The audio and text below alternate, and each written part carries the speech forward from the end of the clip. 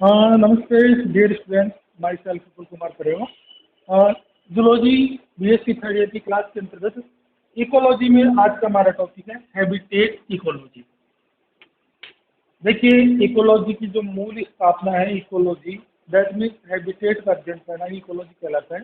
और इसी के अंदर आज हमारा जो स्पेशली टॉपिक है वो है हैबिटेट इकोलॉजी, अर्थात जो आवास स्थल है उस आवास स्थल की पारिस्थितिकी का अध्ययन करना है। अब आवास स्थल से मतलब यहाँ किसी मकान से नहीं है, किसी बिल्डिंग से नहीं है। जंतुओं का और वनस्पति का जो आवास होता है वो उनका जो प्राकृतिक क्षेत्र होता है उसी को उनका आवास कहते हैं। जैव मंडल में मूल रूप से दो प्रकार के आवासों का अध्ययन किया जाता है। एक तो होता है जलीय आवास और एक होता है स्थलीय आवास। देखते हैं हैबिटेट इकोलॉजी के बारे में।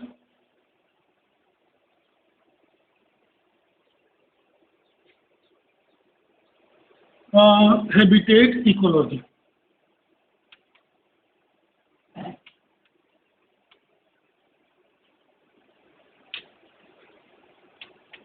जो बायोस्फीयर है जैव मंडल, इसके अंदर मोस्टली दो आवास रखे गए हैं। एक तो है एक्वाटिक हैबिटेट और दूसरा है terrestrial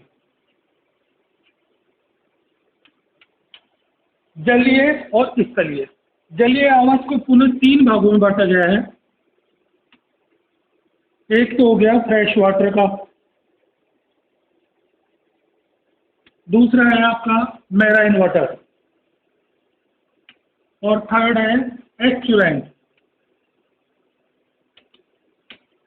water. Fresh water, marine water और एस्चुराइन वाटर। फ्रेश वाटर को पुनः दो भागों में बांटा गया है, लैंटिक और लोटिक।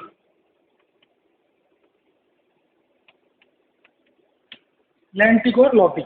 टेरेस्ट्रियल को भी तीन भागों में बांटा गया है, एक अंडरग्राउंड, एक सरफेस पर और एक एरियल।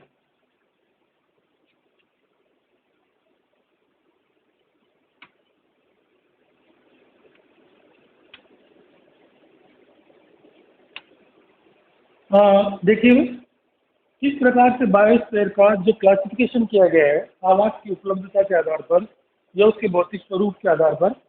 जैव मंडल में जो जीवन है वो दो आवासों में माना जाता है। पहला है एक्वाटिक और दूसरा है टेरेस्ट्रियल। एक्वाटिक जो जलीय आवास होते हैं, जलीय आवास में जल के आवास के तीन प्रकार माने गए हैं। एक तो है स्वच्छ जलीय, जिसके अंदर किसी प्रकार की कोई लवण की मात्रा नहीं रहती है, बिल्कुल कम रहती है। अब ये जो स्वच्छ जलीय है इसको भी पुनः दो भागों में बांटा गया है, एक तो बहते हुए रूप में और दूसरा है स्थिर रूप में। स्थिर जलीय आवास अलग होता है और बहता हुआ जलीय आवास अलग होता है। जैसे मैं कहूँ एक तालाब की बात करते हैं साहब, तो तालाब आपका स्थिर जलीय आवास वो रुका हुआ है, एक जगह पर्टिकुलर चारों तरफ वो कवर्ड है और वो रुका हुआ है। दूसरा लॉटिक, मान लीजिए कोई नदी है, गंगा नदी है, वो कंटिन्यू रन कर रही है। अब उसके रन करने के संदर्भ में जो भी उसकी इकोलॉजी है वो इकोलॉजी इसकी अलग होगी। मैराइन वाटर, जैसे कि आपको पता है कि पृथ्वी के 3/4 भाग पर समुद्र पाया जाता है, तो समुद्र की पारिस्थितिकी स्वच्छ जल की तुलना में अलग प्रकार की होती है। यहाँ तापमान भी अलग होगा, यहाँ का जो वातावरण है वो भी अलग होगा, लवणों की मात्रा है वो भी अलग होगी, हर चीज़ में ये डिफरेंस आएगा। एस्चुराइन वाटर ऐसी जगह होती है बेला संगम में जहाँ स्वच्छ और समुद्र जल दोनों आपस में मिलते हैं, तो इस जगह की वनस्पति में इन दोनों की छवि देखने को मिलेगी। उसके अंदर इसकी भी प्रॉपर्टी आएगी और इसकी भी प्रॉपर्टी आएगी। ये तीसरे टाइप की इकोलॉजी है। नेक्स्ट है टेरेस्ट्रियल। स्थलीय आवास को तीन भागों में बांटा गया। एक वो जीव या वो वनस्पति जो जमीन के अंदर रहती है, भूमिगत, अंडरग्राउंड। दूसरा वो वनस्पति या जीव जात जो सतह पर रहते हैं, स्थल पर पाए जाते हैं। और तीसरा वो जो आकाशीय वास स्थान बनाते हैं, जैसे उड़ने वाले पक्षी, कीट, भ्रमर जितने भी हैं, उन सबों का अध्ययन एरियल के अंतर्गत किया जाता है। अब आज का हमारा टॉपिक है वो एक्वाटिक के अंदर हम फ्रेश वाटर का अध्ययन करें।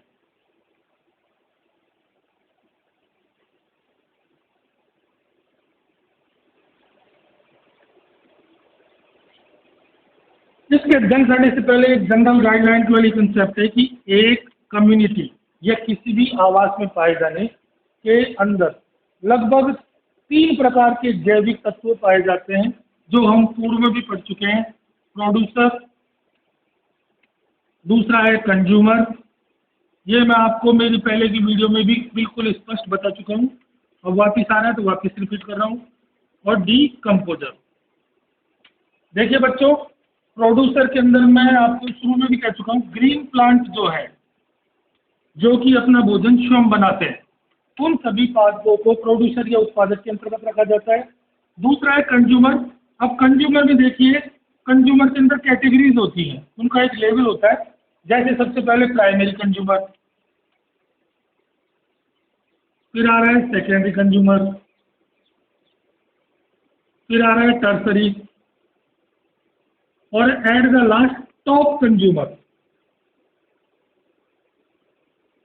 सर्वोच्च उपभोक्ता। ये हम पहले बता चुके हैं, वापस रिपीट कर रहा हूँ मैं। प्राइमरी जो होता है वो शाकाहारी का भक्षण करता है, सेकेंडरी होता है वो शाकाहारी का भी भक्षण करता है। प्राइमरी जो होता है वो ग्रीन प्लांट के ऊपर डिपेंडेंट होता है, सीधा सीधा। सेकेंडरी हो सकता है कि ग्रीन प्लांट के लिए और प्राइमरी कंज्यूमर का भक्षण करे। टर्सरी सेकेंडरी को खा जाएगा, और एट द लास्ट श्रृंखला में जो सबसे सर्वोच्च जीव है वो टॉप कंज्यूमर की श्रेणी में आता है, जो इनका भक्षण करता है। सबसे लास्ट में डिकम्पोजर। डिकम्पोजर के अंदर मैं बता चुका हूँ, फंजाई और बैक्टीरिया, ये दोनों लास्ट में मृत विघटन के पश्चात जो भी जीव मृत होता है उसका भक्षण करते हैं, और उसके अंदर जितने भी कार्बनिक अकार्बनिक तत्व हैं उनको प्रकृति में पुनः मुक्त कर देते हैं। इसलिए इनको विघटक भी कहते हैं। विघटक अर्थात वो सारी चीज का विघटन कर देते हैं जो भी वातावरण के अंदर उसको जाना होता है।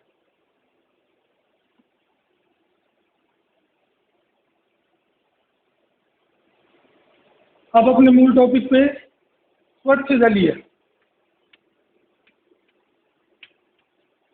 स्वच्छ जलीय आवास,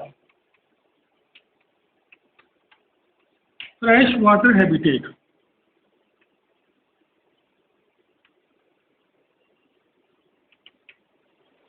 फ्रेश वाटर हैबिटेट की अपनी कुछ प्रॉपर्टी है, उनके बारे में अपन बात करते हैं। एक तो इसमें अल्प लवणता पाई जाती है, सेकेंड पीएच, थर्ड टेम्परेचर,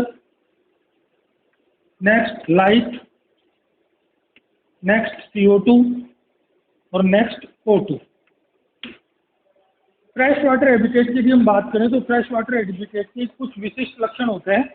उन लक्षणों के बारे में हम बात करें तो सबसे पहले तो इसमें जो लवण की मात्रा होती है वो अन्य आवासों की तुलना में कम पाई जाती है। जैसे मान लीजिए मैं इसकी तुलना समुद्री जल से करूं तो इसमें रात दिन का अंतर होगा, लगभग इसमें 1 से 5% साल्ट पाया जाता है, और वो भी इसलिए कि जो वाटर होता है वो यूनिवर्सल सॉल्वेंट होता है, सार्वत्रिक विलायक। उसमें किसी भी चीज़ को मिलाओगे आप तो वो तुरंत मिल जाएगा। कुल मिलाकर कहने का मतलब ये है कि इसमें लवण तो पाए जाते हैं लेकिन लवण की मात्रा बिल्कुल न्यूनतम होती है। सेकेंड है पीएच। पीएच की हम बात करें, देखिए पानी का जैसे रुका हुआ पानी है, ये पानी रुका हुआ है, तो इस पानी में ऊपर के पानी की पीएच या नीचे के पानी की पीएच दोनों में लगभग 2 का डिफरेंस आ जाता है। यदि मैं करूं ऊपर के पानी की पीएच को, ये स्वच्छ पानी है तो पीएच अच्छी होगी, नीचे गाद है, टर्बिडिटी है, मृत जीवों के अवशेष पड़े हुए हैं, मृत वनस्पति है, ह्यूमस है, तो वहाँ की पीएच, दोनों की पीएच में अंतर मिलेगी, तो ये विविधता देखने को हमको मिलेगी। थर्ड है टेम्परेचर, और फोर्थ है लाइट। दोनों चीज़ें सनलाइट से चल रही है। सूर्य का जो प्रकाश आ रहा है, ये प्रकाश ऊपर की तरफ ज़्यादा होगा तुलनात्मक पहले में। यदि मैं कहूँ कि यहाँ पर प्रकाश की मात्रा ज़्यादा है और यहाँ बिल्कुल कम है तो ये बिल्कुल सत्य होगा। कारण क्या है? क्योंकि प्रकाश की जो वेदन क्षमता होती है उस वेदन क्षमता में अवरोध उत्पन्न होगा। पानी की मात्रा जो जो गहराई बढ़ेगी तो प्रकाश की मात्रा बढ़ती हुई चले जाएगी। फलस्वरूप ऊपर का जो सतह का पानी है इसका तापमान भी ज़्यादा होगा, इसमें प्रकाश की इंटेंसिटी भी ज़्यादा होगी। तुलनात्मक नीचे का पानी ठंडा होगा और इसमें प्रकाश की इंटेंसिटी भी लो होगी। CO2 और O2 वनस्पति है तो वनस्पति होने के फलस्वरूप, अब जैसे प्लांट है ग्रीन प्लांट, तो ये फोटोसिंथेसिस की प्रक्रिया करेंगे, फलस्वरूप O2 को तो निकालेंगे और CO2 इनको चाहिए। तो CO2 के लिए जो नीचे की ह्यूमिडिटी वगैरह टर्बिडिटी है, ये टर्बिडिटी प्लस अवशेष मृत चाहिए होंगे, ये सारे मिलकर CO2 का उत्पादन करेंगे और CO2 के उत्पादन के फलस्वरूप ग्रीन प्लांट उनको लेंगे और उनको ऑक्सीजन के अंदर कन्वर्ट कर देंगे। इस प्रकार यह क्रम लगातार चलता ही रहता है। अब आइए ये हमने बात की स्वच्छ जलीय आवास की, कुछ प्रॉपर्टी थी जिनकी। अब इनके अंदर मैंने आपको शुरू में बताया कि दो कंसेप्ट है, लैंटिक और लोटिक। तो अब स्वच्छ जलीय आवास में हम बहते हुए फल स्थिर जलीय आवास का अध्ययन करेंगे।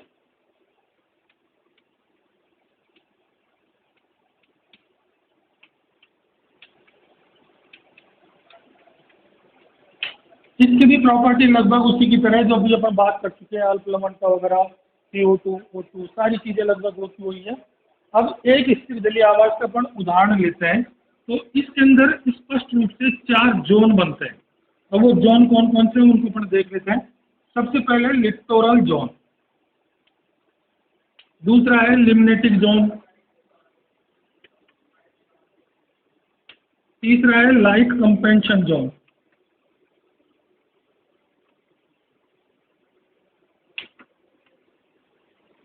और फोर्थ है प्रोफंडल जोन। देखिए मैं आपको बता रहा था, जो परीक्षा में प्रश्न आता है वो क्वेश्चन कुछ इस तरीके से आता है कि स्थिर जलीय आवास के बारे में विस्तार से वर्णन कीजिए। तो हमको वहाँ पर ये बताना है कि सर स्थिर जलीय आवास है, उसकी इकोलॉजी किस प्रकार से है। यदि एक डायग्रामेटिक इसको देखने की कोशिश करें तो वो डायग्राम कुछ इस तरीके से होगा। ये पानी का अपर लेवल है,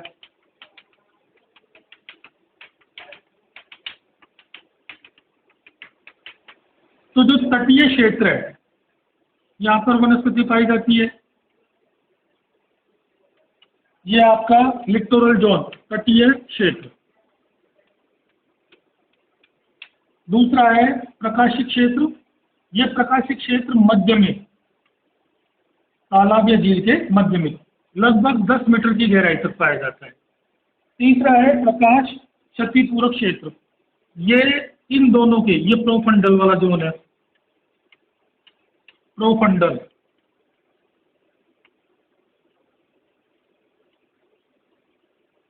ये प्रोफंडल जोन है और ये लाइट कंपेंशन जोन है। देखिए स्थिर जलीय आवास के बारे में हम बात कर रहे थे। स्थिर जलीय आवास जो होता है वो रुके हुए पानी के होता है, जहाँ पर पानी रनिंग कंडीशन में रहता है वो रुका हुआ रहता है। प्रकाश की भेदन क्षमता, तरंग अवशोषण की क्षमता, सूर्य के प्रकाश की गति, इनके आधार पर यदि हम एक स्थिर जलीय आवास का अध्ययन करते हैं तो उसमें स्पष्ट रूप से ये 4 क्षेत्र निकल के आते हैं।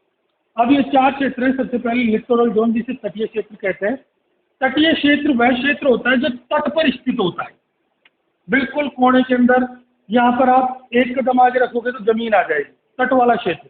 तटीय क्षेत्र में जो वनस्पति पाई जाएंगी उसकी जड़ें भी रहती है और वो पानी से बाहर उसकी लीफ भी निकली रहती है।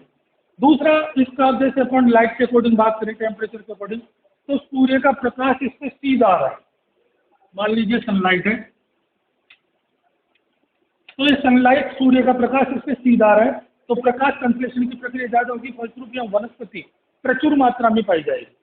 जितनी भी वनस्पति है जिसको पानी की आवश्यकता है, कार्बनिक तत्वों की आवश्यकता है, प्रकाश की आवश्यकता है प्रकाश संश्लेषण के लिए, तो वो वनस्पति यहाँ प्रचुर मात्रा में पाई जाएगी। सेकेंड है लिमनेटिक जोन।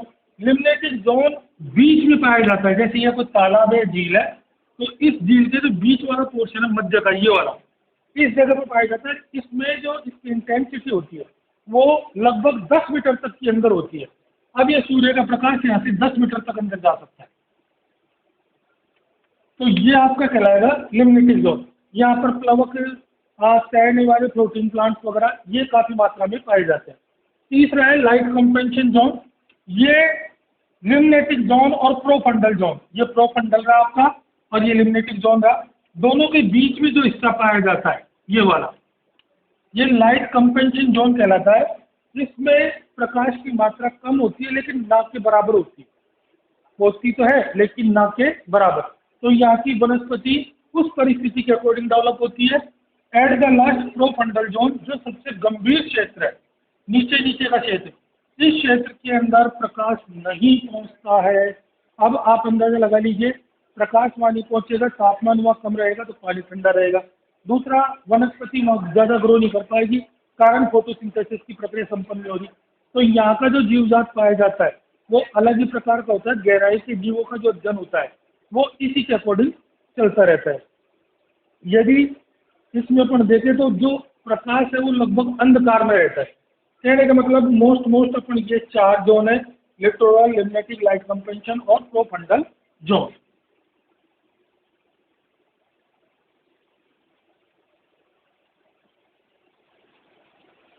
नेक्स्ट है ऊष्मा के स्तरीकरण का। यदि झील के पानी का कोई लेक है, लेक के अंदर आप उसका स्तरीकरण कर रहे हैं कि भाई इसमें प्रकाश कितनी मात्रा में जा रहा है, तो वो डायग्राम भी कुछ इस तरीके से होगा।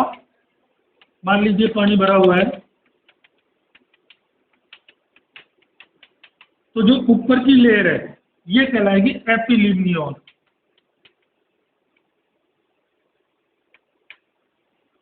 बीच वाली है ये कहलाएगी मेटालिम्नियन, और एट द लास्ट हाइपोलिम्नियन।